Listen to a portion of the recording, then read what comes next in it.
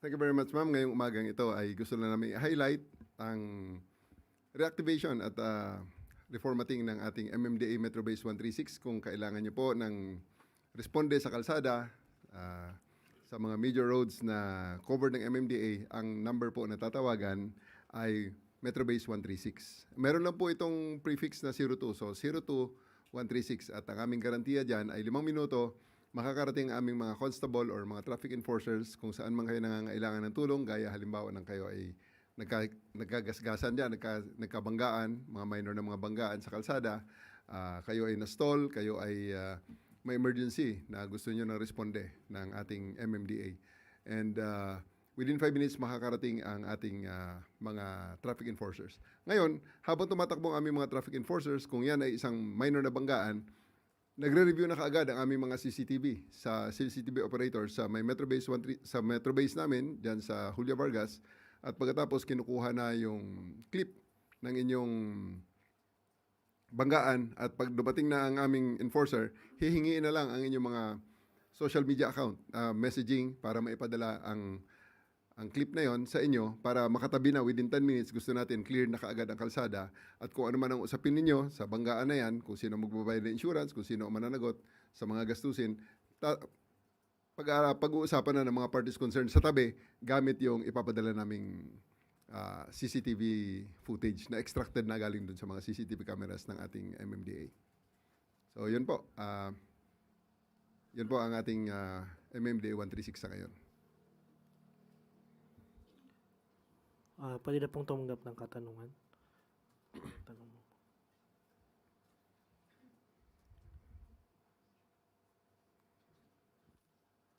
Si Ma'am Tuesday nyo po, DCWB.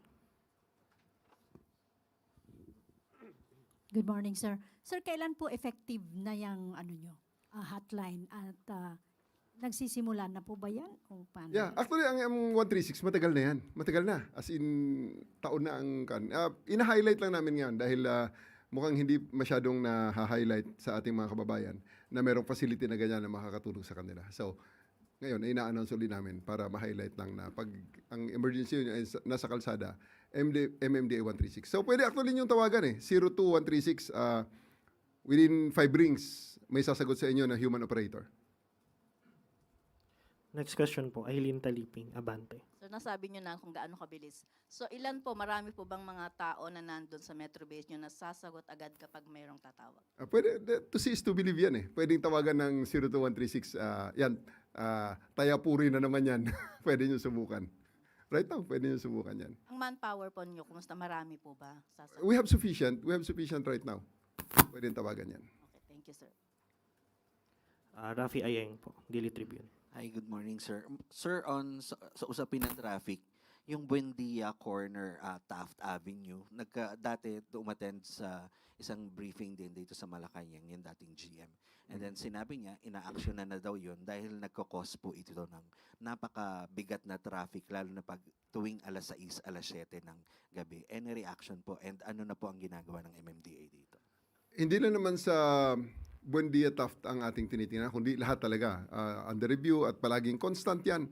Yung aming mga changes, kaya may makita kayo, may mga advisory nilalabas ng MMDA regarding sa mga traffic schemes na ginagawa. Gaya ngayon ng Quezon Avenue Corner Araneta, ang down ramp niyan ng Skyway, palagi nating nire-review dahil nga may mga reklamo na ang down ramp na yan is 2 kilometers na ang haba ng pila. So, tinitingnan namin sa baba ngayon. So, there's a new traffic scheme that's being implemented, and we are looking at the results using our VSIMs. May mga equipment kami dyan, visual simulator.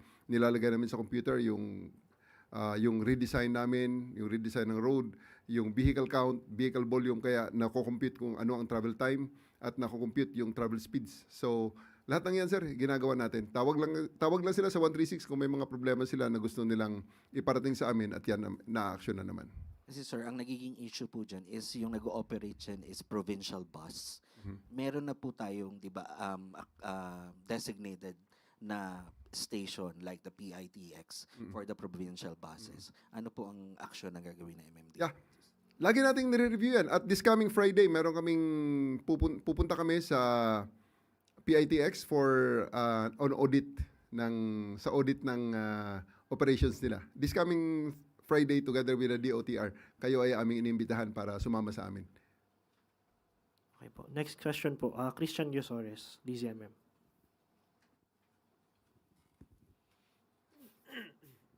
Sir, ano po ang marching orders ng mga tauhan po natin kung gaano kabilis dapat yung response kapag naka-receive po sila ng tawag? Kasi ang common po nangyayari sa kalsada kapag may aksidente, napakatagal po bago may dumarating na magre-respond at nagkakos po ng napakatinding traffic.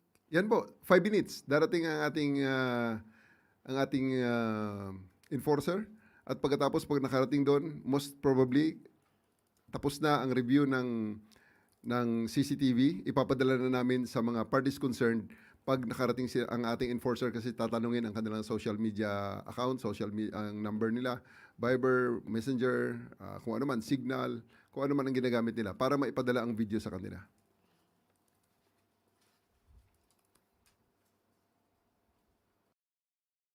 Alvin Baltasar, Radyo Pilipinas. Jem, lilis lang po ako ng konti. When we talk about non-contact apprehension, ilan na po ba yung record natin since nag-start yung non-contact apprehension natin? At saka magkano yung nalikom natin para sa government dahil sa fine dito sa NCCAP? Nako, magandang question. Pasensya na po, wala akong exact numbers, no? We will collate that at i-release na lang namin sa isang written press release para sigurado sa numbers. Kasi ang first offense ng NCAP normally 5,000, tapos 10,000, 15,000. Tapos at 5,000, 10,000, 20,000, tapos every subsequent NCAP after the third is 30,000. Kaya medyo may mga tinatamaan dyan na malalaki talaga ang nagiging fines. Pero nagkaroon ba ng epekto kung pag-uusapan natin disiplina sa mga motorista yung NCAP? Well, for one, nakikita natin na medyo andap talaga ang ating mga kababayan na gumamit nga ng bus lane kasi ang bus lane talagang protektado ng NCAP. Ang kasunod niyan, yung bicycle lanes naman, pinoproteksyonan ng NCAP. Kaya may na-publish kami na may isang motorista na unang review, meron siyang 29 na NCAP violations. Kaya umabot ng 800,000 ang kanyang multa. And then, sumulat sa amin, at humihingi nagipag-negotiate na mapababa ang kanyang fine. Pero nung time ng hearing na, at ito na, titingnan na ang kanyang case, ang mga violation niya, nang review naman, naging 36 na. So, ibig sabihin, after na mag-appeal siya, gumawa pa siya ng 7 violations. Kaya pinag-iisipan namin kung pagbigyan ng kanyang request o hindi.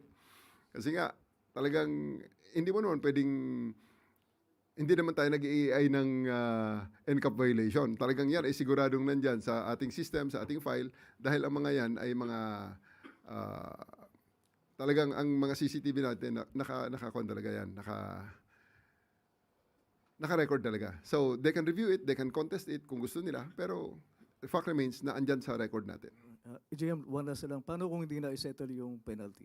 They cannot re-register kasi naka-alarma yan together with the LTO. Thank you po, EJM.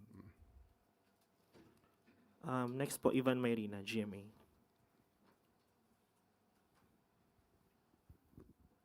Ipagpaumanhin po ninyo hindi konektado sa 136 ito. Pero sasamantalahin ko na po since nandiyan kayo. With the indulgence of Yusek Claire, ma'am.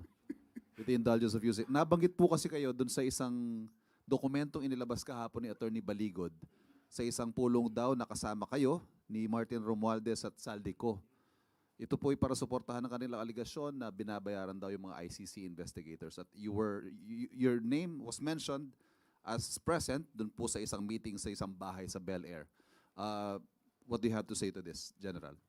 Alam mo, nakita ko rin yung affidavit na napakarami ng pangalan na involved, no? Allow me please to reserve my comments regarding that matter kasi hindi nga natin alam kung yan ay kaya nilang isubstantiate at tataasan nila ng kamay para sila ay mag-subscribe dyan. Baka mamaya at the end of the day sasabihin joke only yan eh. Di ba? So it's really non-issue right now for me because hindi naman akong bida dyan. Napakarami ng pangalan dyan. Po, you don't know where this is coming from? Most probably alam ni Attorney Baligod yan kung saan ang gagaling yan pero nasa sa kanya ngayon yan kung ano ang kanyang purpose regarding that matter. Salamat po. Thank you, Yusek Claire. Okay po. Yun na po ang last question. Thank you po. Maraming salamat po sa inyo lahat. Good morning po. Maraming salamat, General Torre. Thank you, ma'am. Thank you po.